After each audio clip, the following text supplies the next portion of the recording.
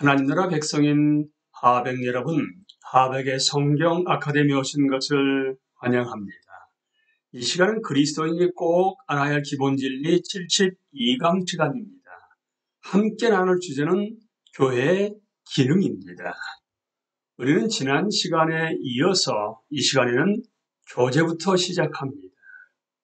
교제는 교회가 하나님을 영광롭게 하는 일과 밀접하게 관련됩니다. 그러므로 그리스도께서 우리를 받아 하나님께 영광을 돌리심과 같이 너희도 서로 받으라. 그리스도인들이 참된 교제를 나누며 함께 살아갈 때 하나님이 큰 영광을 받으십니다. 헬라어 코이노니아는 본질적으로 어떤 것에 함께 참여한다는 뜻입니다. 따라서 코이노니아의 본래 뜻은 오늘날 우리가 사용하는 일반적 의미의 교제, 즉 상호 연결된 관계와는 약간 다릅니다. 그러나 공동의 참여는 서로 연결된 관계를 수반하기 때문에 이 두 의미가 완전히 구분되는 것은 아닙니다. 하나님 백성의 교제는 하나님의 생명이 함께 참여하는 것에 기반을 두는데 이는 초기부터 교회가 지녔던 두드러진 특징이었습니다. 그러나 신약의 교제가 결코 무분별한 것은 아니었습니다. 교회는 극단적 잘못을 범하는 사람들과는 교제를 끊었으며 사도들의 가르침을 부인하는 자들과도 교류를 단절했습니다. 교회의 본질적 교회는 형제를 위해 자기를 내어주는 사랑으로 나타났고 예수님은 이것을 새로운 공동체에 구별된 특징이자 세상의 복음을 믿게 하는 수단이라고 말씀하셨습니다. 요한의 두 저작에서 사랑으로 번역된 헬라어는 아가페입니다. 일찍이 이 단어 동족어들도 함께가 하나님의 사랑을 나타내기 위해 만든 신약만의 특별한 용어였다는 주장이 제기되었는데 사랑을 뜻하는 다른 헬라어 단어인 필리아와 에로스가 예수님 안에서 자기를 낮추고 내어주심으로 계시된 하나님의 특별한 사랑을 나타낼 수 없다고 보았던 것입니다. 오늘날 이러한 명확한 구별은 언어학적으로 부적절하다고 여겨집니다. 예를 들어 요한복음 3장 35절과 5장 20절을 보시게 되면 성자를 향한 성부의 사랑을 의미하는 동일한 사랑이 아가페와 필리아로 각각 번역됩니다. 따라서 우리는 각 성경 구절의 문맥에 따라 의미를 판단해야 합니다. 그러나 전체적 요점은 여전히 명확한데 신앙 공동체 안에서 서로에 대한 사랑은 예수님이 자기 희생을 통해 계시하신 우리를 향한 하나님의 사랑을 규범으로 삼아야 한다는 것입니다. 내가 너희를 사랑한 것 같이 너희도 서로 사랑하라. 이런 수준의 사랑은 인간에게는 불가능하며 그렇기 때문에 신약은 일관되게 아가페의 사랑을 성령의 은사라고 말합니다. 그러나 분명히 아가페의 사랑은 매우 실제적 사랑입니다. 고린도후서 8장과 9장은 기근으로 고통당하는 유대 팔레스타인 교회를 위해 이방인 교회에서 구제 헌금을 거둔 내용을 언급하고 있습니다. 이 일은 초기 기독교의 양대 흐름을 이루던 교회들이 서로 교제하고 있었음을 보여줄 뿐만 아니라 그 교제를 더 끈끈하고 깊이 있게 만드는 역할을 했습니다. 신약의 교제는 손님 대접을 실천하고 서로의 짐을 지고 서로 격려하고 서로를 위해 기도하는 일 등도 포함되었습니다. 특히 성찬은 신약에서 나누었던 교제의 특별한 표현이었습니다.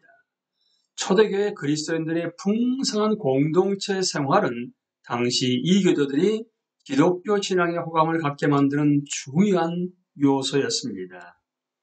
이런 교제의 삶은 지역적으로나 국제적으로 교제할 대상을 찾는 것이 생존의 필수가 된 오늘날에도 중요한 의미를 띠며 교회가 세상에 전해줄 수 있는 것들 중에서 진정한 인간관계의 비결만큼 직접적으로 중요한 것은 없습니다. 따라서 아가페를 경험하라는 부르심은 그리스도께서 교회에 던지는 가장 중요한 도전 중 하나입니다. 이제 사역으로 넘어갑니다. 초대교회는 섬김에 헌신했습니다. 섬기는 일은 하나님께 영광을 돌리는 또 하나의 수단이었습니다. 타인을 복종시키는 권위와 권세를 지닌 자를 큰 자라고 여겼던 이방 세계와는 달리 예수님은 겸손하게 섬기는 자가 큰 자라고 가르치셨습니다. 이 가르침은 당시 제자들에게 그랬던 것처럼 오늘날의 우리에게도 근본적 도전을 던집니다. 섬김은 우리가 흔히 생각하는 것처럼 큰 자가 되는 길이나 예비 단계가 아니며 그 자체로 위대합니다. 이런 가르침의 배경에는 예수님의 사역이 있습니다. 인자가 온 것은 섬김을 받으려 함이 아니라 오히려 섬기려 하고 자기 목숨을 많은 사람의 대속물로 주려 함이니라. 종이신 메시아는 교회가 종의 공동체가 됨으로써 자신과 같이 될 것을 요청하십니다. 이 진리에는 엄청난 보상이 뒤따르는데 이런 겸손히 다른 사람을 섬기는 것 자체가 바로 우리 삶의 완성이라는 의미입니다. 성경이 가르치는 교회의 사역에는 다음 세 가지 측면, 그러니까 성령의 은사, 전문 사역, 교회 밖 사역이 있습니다. 이제 성령의 은사로 넘어갑니다. 성령은 중생을 통해 새 생명을 선물로 주실 뿐만 아니라 모든 믿는 자에게 특별한 은사 혹은 사역을 나눠주십니다. 이 주제를 다루는 신약의 모든 주요 구절들은 성령을 통해 진정으로 중생한 모든 사람에게 한 가지 이상의 성령의 은사가 있다고 주장합니다.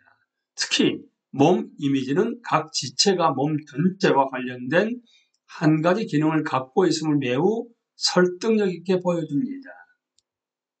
또한 신약에는 성령의 특별한 은사를 받아 수행하는 일이 중생 이후에 어떤 성령 체험에 의존한다는 듯한 암시가 전혀 없습니다. 즉 모든 그리스도인이 각각 자신의 사역으로 부름받고 있는 것입니다. 그리스도의 지체가 되는 것은 곧 그리스도의 사역자가 되는 것입니다. 성령의 은사와 사역의 예시는 구약과 신약에 모두 등장합니다. 성령은 자유롭고 주권적인 방식으로 은사와 사역을 나눠주십니다. 은사는 여러 가지나 성령은 같고 이 모든 일은 같은 한 성령이 행하사 그의 뜻대로 각 사람에게 나누어 주시는 것이니라. 우리는 자신의 은사와 사역을 알고 속한 교회나 단체 유익을 위해 사용할 책임이 있습니다. 이런 은사와 사역의 목적은 두 가지인데 1차적으로는 주 예수 그리스도께 영광을 돌리는 것입니다. 승천하신 주님의 선물인 은사는 부활의 승리를 보여주고 그 정당성을 입증합니다. 또한 그리스도의 몸이 성장하도록 돕습니다. 전문 사역으로 넘어갑니다. 전문 사역은 성령의 은사의 한 형태입니다. 구약은 제사장, 예언자, 장로와 같은 분명한 사역의 선례를 제공하며 예수님도 12제자를 부르심으로써 이 원리를 계승하셨습니다. 이후에 신약에서도 같은 패턴을 따라 장로, 감독, 집사를 임명했으며 전도자, 목사, 교사의 직분을 세웠습니다. 이러한 사역 체계는 그리스도인의 삶의 두 개의 층이 있음을 의미하지 않습니다.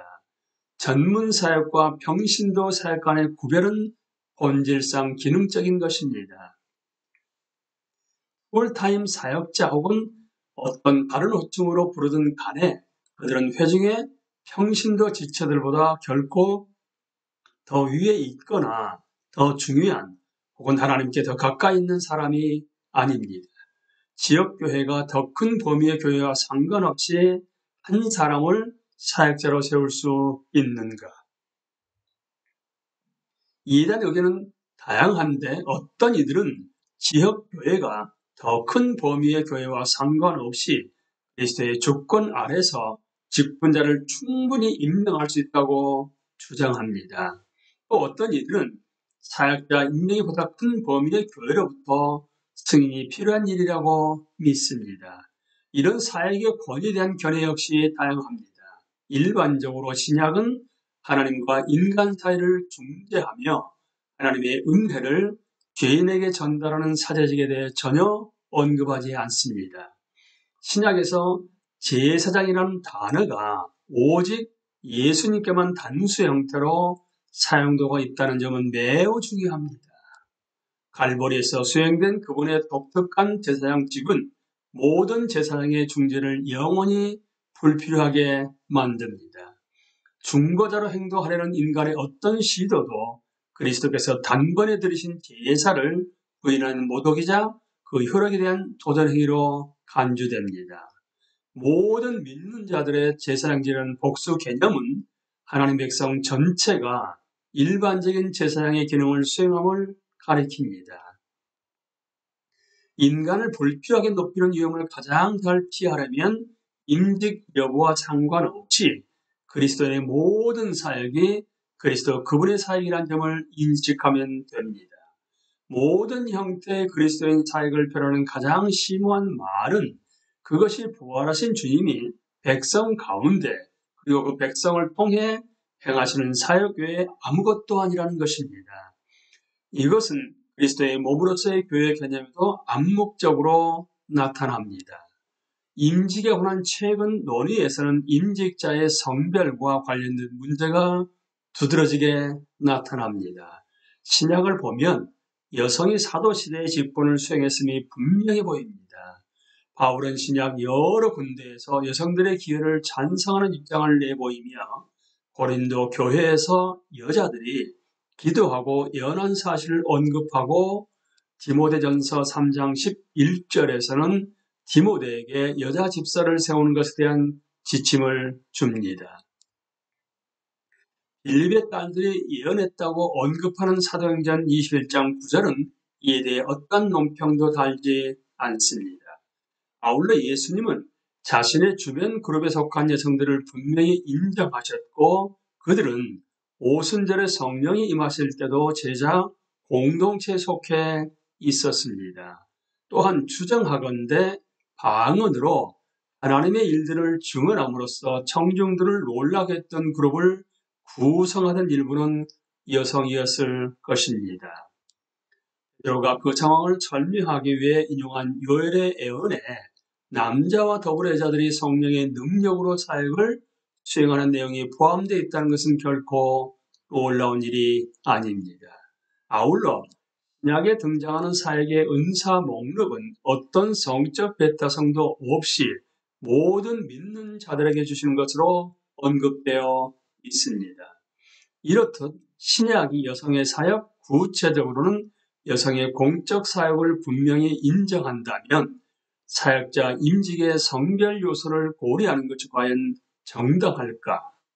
이 문제를 심각하게 생각하는 정도는 교회가 임직을 독특하게 여기는 정도에 따라서 달라집니다. 특히 임직자가 실제적 의미에서 그리스도를 대신한다고 생각하는 교회들이 이 문제에 가장 예민하게 반응합니다. 많은 사람들이 성경을 해석할 때 바울이 여성 지도력을 분명히 제한하는 내용에 매우 큰 비중을 둡니다. 또한 예수님의 12 제자가 모두 남자였고 창조 때 분명하게 확립된 우선권이 남성 지도력과 연결된다는 점도 주목합니다. 그러나 어떤 사람들은 바울의 메시지를 사역에 대한 보편적 기준을 확립하는 차원이 아니라 사도들이 처해 있던 구체적 목회 상황을 고려하여 해석할 수 있다고 봅니다. 그리스도 안에서는 남자도 여자도 없다는 바울의 진술은 모든 형태의 다른 사역과 동일하고 궁극적으로 하나님의 부르심과 성령의 은사와 관련된 문제인 리더십의 성별에 대한 신약의 본질적 입장입니다. 우리는 이 시간에 교제와 함께 사역에 대해서 나누었습니다. 강의를 마치겠습니다. 감사합니다.